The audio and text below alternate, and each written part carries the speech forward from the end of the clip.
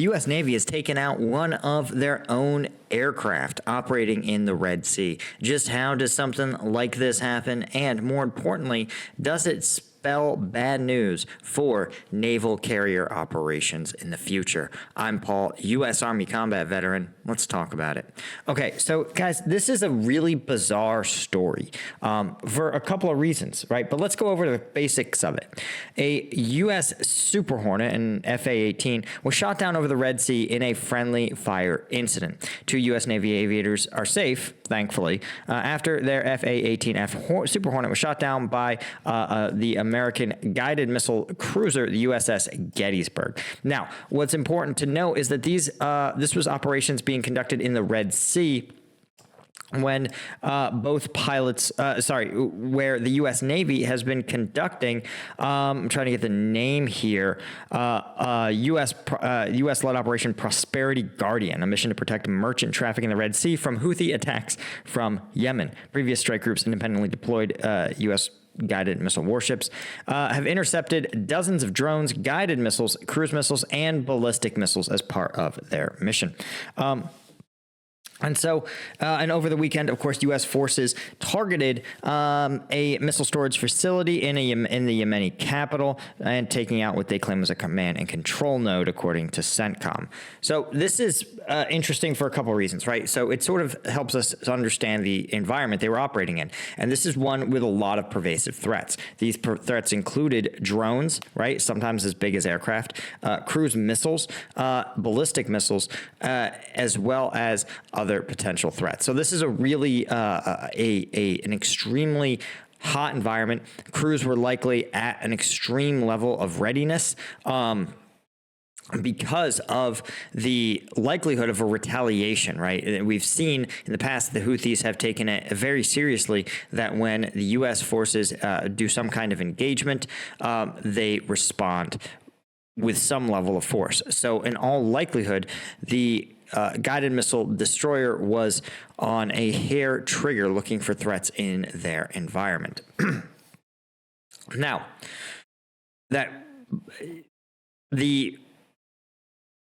I'm going to share two theories about what I think went wrong, and I'm going to try to do so in a way that sort of protects operational security and protects some of the detailed systems that are involved in this, some of which I only know about in general terms. But before I talk about that, I want to mention that you guys might know I went to Ukraine recently to talk to some of the units on the front lines. And if you're interested in helping out some of those units, you know I've partnered with Ukraine A18 to help those units get them drones, jammers, and all the gear that they need. Now, here's what I want to point out is that these guys, Ukraine A18 is a U.S. registered 501c3 charity. So if you're looking for that end of year tax write-off, this is the time to do it. It's still 2024. You can still make these donations and get these write-offs, and you'll know that you have made a real difference for these units. And of course, as always, if you want to donate anything over about $200, every $200 represents about one FPV drone. So that's a pretty cool metric. And they'll award you one of their patches, including from the Rubiza Brigade, one of the elite drone units, Presidential Brigade, plus and even more packages from the units that have helped us out, including the National Guard, 93rd, 25th, Liut, Rubiza, and the Presidential Brigade. So these are great guys, and the link is in the description. Help them out, get that tax write-off, and make a difference for these troopers. Okay, so let's talk about my theories here. Now, in order to not realize an aircraft is your own aircraft is a problem. And the fact that this was sounds like it was an empty battle space, right? There wasn't other things on the radar. What's troubling about this is that, you're talking about, again, an empty battle space, and the inability of these ships to know that one of the few aircraft in the AO was friendly. And this means that there was a failure of communication, of leadership, of multiple staff members. Something in the range of 30 or more people had to fail for this to happen. And you had a failure of electronic systems that are meant to detect this, like multiple electronic systems had to fail. And when I see this, there's two possible theories. The first is that all of those systems did indeed fail, right? And we've heard about this from other sources, right? This is not uncommon, right? U.S. Navy, a few years ago, you saw a series of U.S. Navy ships colliding with each other, literally running right into each other.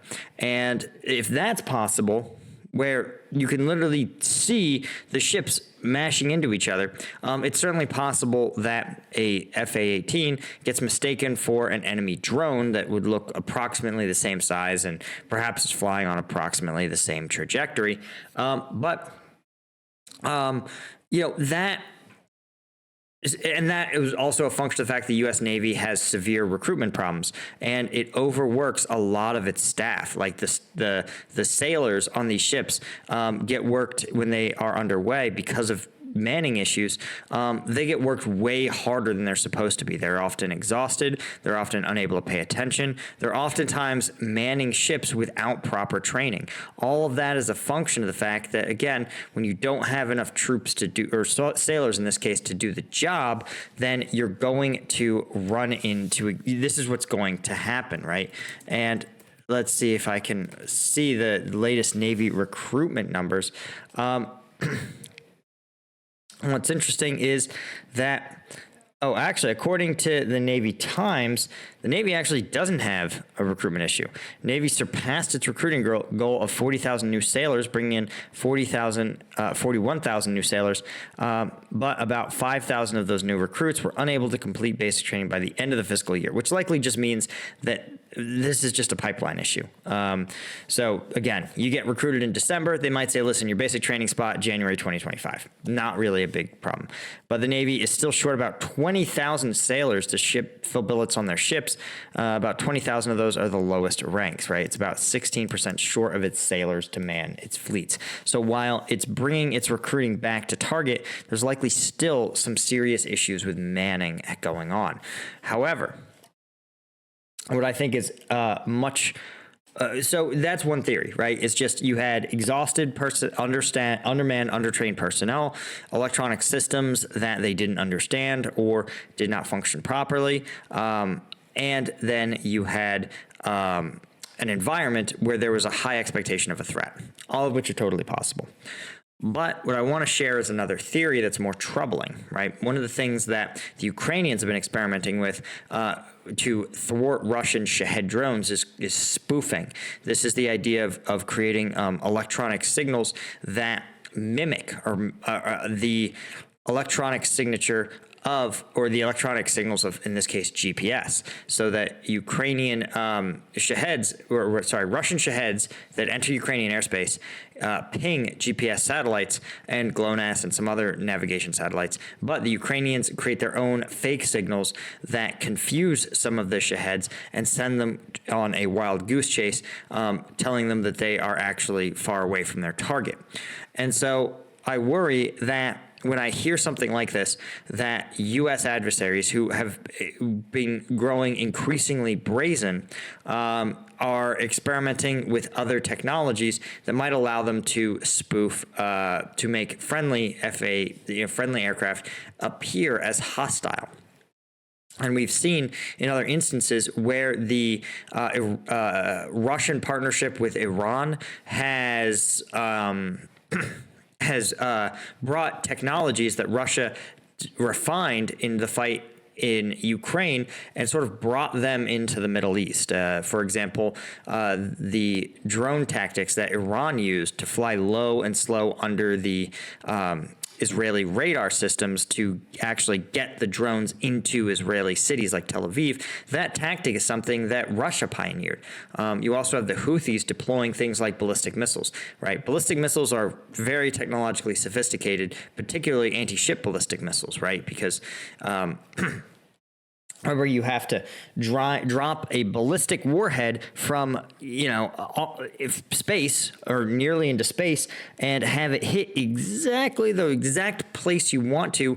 And remember, on a ship, which is constantly moving. So even to get close with an anti-ship ballistic missile is really a technical feat. It's not something the Houthis are going to be doing in their little huts in war-torn Yemen. So there is some precedent that these high-tech weapons are willing to flow into Yemen, into the Houthis' hands to then be deployed and tested against American forces.